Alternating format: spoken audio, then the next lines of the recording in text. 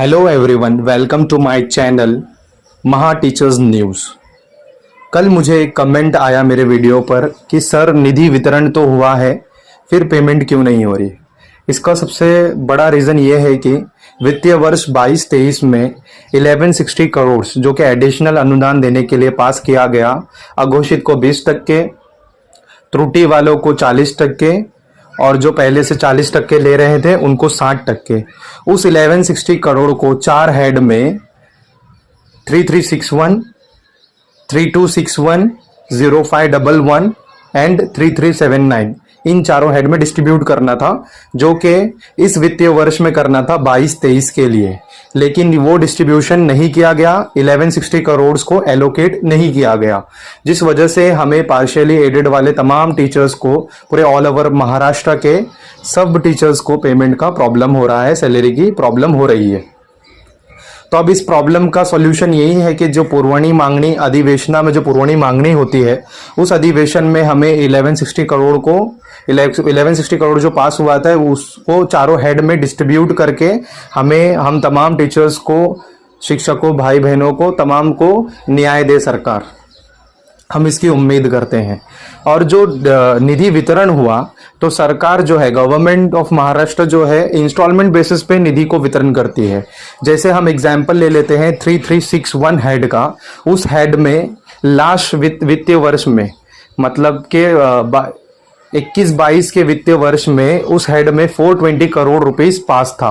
420 crore rupees allocate था for 12 month all over Maharashtra के teachers की सैलरी करने के लिए। लेकिन एंड के मंथ में, दैट इज जैन और फेब, उस वित्तीय वर्ष के जैन और फरवरी मंथ के लिए 275 करोड़ 4 हेड के लिए एलोकेट किया गया, जिसमें से उस हेड में 89 करोड़ दिए गए 2 महीने की एरियर देने के लिए, और नए अघोषित वाले जो घोषित हुए थे उनको 20% अनुदान देने के लिए। आप तो 6 तारीख के जीआर का टी शर्ती जानते ही हैं, जिसकी वजह से काफ़ी स्कूल्स जो है इनएलिजिबल हो गई है, जिनको 15 जून तक संच मान्यता फाइनल करके उनको सरकार ने देने का, गवर्नमेंट ने अनुदान देने का वादा किया है। उसके बाद सभी स्कूल्स को अनुदान मिल जाएगा जो कि एलिजिबल होंगे अटी शर्ती पर। जो 6 जनवरी का जो जीआर था उसकी अटी शर्ती को पूरा करेंगे।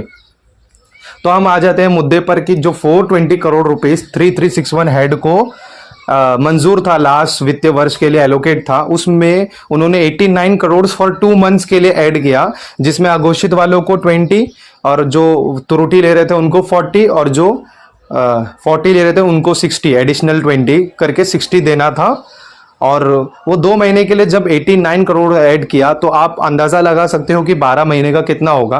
फिर भी हम हमारे 3361 हेड के लिए अप्रोक्सीमेट कैलकुलेशन पकड़ लेते हैं कि 900 करोड़ का होना चाहिए, जिससे सभी का पेमेंट ऑन टाइम हो। लेकिन वो 900 करोड़ ना होते हुए सिर्फ ये साल इस बजट सेशन में 22-23 का जो बजट सेशन गया उसमें 482 करोड़ किया गया। इस हेड को 482 करोड़ किया गया, मतलब कुछ मामूली सी रकम बढ़ाई गई। तो इसमें तो जो 6 महीने का डीए साइकिल रहता है और जुलाई का इंक्रीमेंट रहता है, उधर ही पैसा चले जाएगा।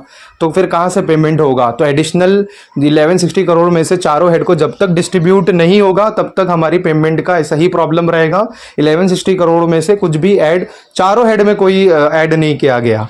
आप इसका अंदाज़ा इससे लगा सकते हो कि 100% अनुदानित जो शाखा है उनका जो हेड है, उस हेड में जो एक हेड पकड़ लीजिए आप 0442 हेड, उसमें अराउंड ईयरली 24,000 करोड़ पास किया गया है, अराउंड अप्रोक्सीमेट।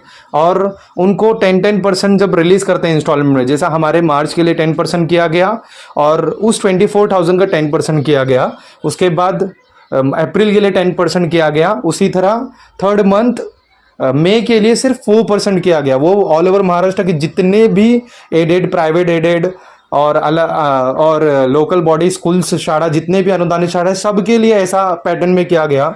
तो उसी तरह हमारे पार्शियली एडेड हेड के लिए भी इसी पैटर्न में 4% रिलीज किया गया। तो हमारा जब ऑलरेडी इतना कम हमारे हेड को इतना कम फंड्स एलोकेटेड है, तो कहाँ से हमें 4% में होने वाला है। उनका तो 10% में भी 2% रिमेनिंग रह जाता है, लेकिन हमारे को तो 10% से ज़्यादा 20% का डिमांड है, लेकिन हमको तो नहीं हो पा रहा है। तो इसीलिए हम सरकार से दरखास्त कर सकते हैं और सरकार से डिमांड कर सकते हैं कि ये पुरवणी मांगणी अधिवेशना में, ये पावसाड़ी अधिवेशना में हमारे जो फंड्स एलोकेट किए थे अनुदान देने के लिए, उसको फंड्स को एलोकेट करे और हमें न्याय दे।